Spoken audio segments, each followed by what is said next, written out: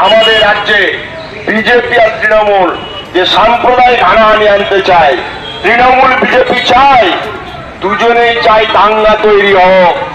দাঙ্গা তৈরি করলে তৃণমূলের লাভ আর বিজেপির লাভ।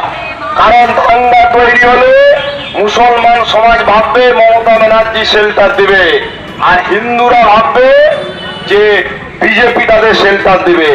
আসলে দুই দলই চায় ধর্মের ভিত্তিতে দাঙ্গা হোক, ধর্মের ভিত্তিতে বিভাজন হোক, ধর্মের ভিত্তিতে ভাগ হোক।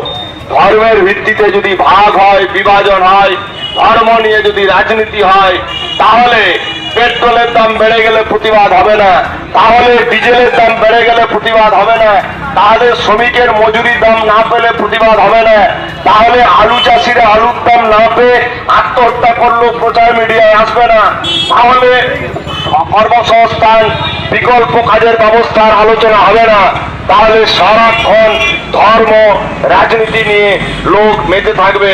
রুটি কাপড়ার লড়াই মানুষ ভুলে যাবে।